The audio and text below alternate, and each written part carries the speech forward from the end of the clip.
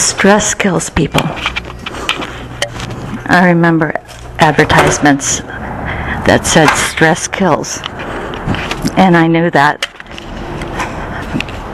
And I know that stress causes tremendous disease, dis-ease, and that we, especially as adults, need to do what is in our power. And I say what is in our power because I know that there are external events that happen around us, but even our attitude about how we handle those external events have a lot to do with how we get through those events, and how we respond in our life in general has a lot to do with how we see the world. My father had a heart attack this week, and fortunately he is recovering. And when they were rolling him out of the surgical room to take him back to his private room, he started dictating to his wife some things in the business that needed to be done in his absence. And she suddenly realized that he was dictating business. He had just had a heart attack. And how ridiculous it was, and I'm so glad that she saw it, how ridiculous it was that he was thinking about work when he was facing the possibility of death. And they both, or she more than he, started to laugh, and she said, "You have to stop this. This is precisely one of the reasons why you had a heart attack. Because you take on too much, and it is ridiculous at your age to be having such a huge amount of activity that it leaves you stressed and worried. And let's talk about what we can do to get some of the stress out of your life." So when she told me that, it gave me more food for thought that we have to think about doing things differently.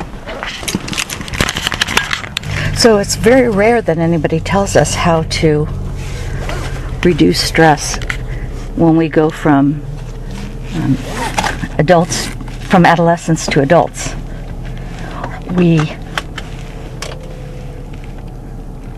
learn that stress is bad for us, but how do we reduce it in our lives when our lives seem so stressful?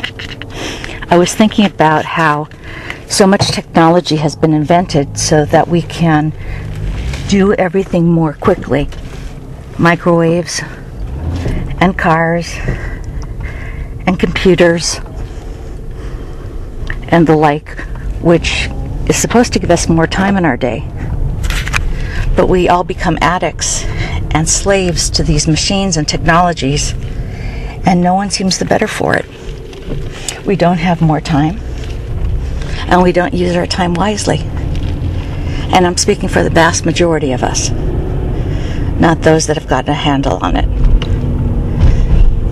So our technology has helped us to speed things up, and yet we are not more relaxed, not in any imagination.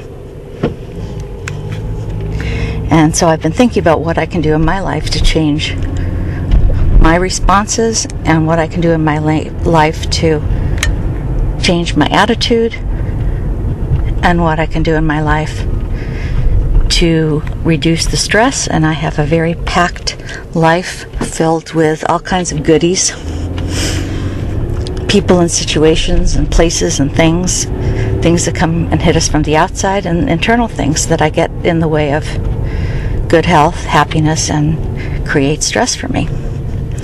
So this entire week has been a tremendous learning experience. And having had this week, I see things in the shadow of stress. And when my patients come in, I'm paying particular attention to the level of stress that they carry and how they deal with it, or don't deal with it. Well, I guess they do deal with it. And some of them deal with it by not dealing with it, because that is a way as well.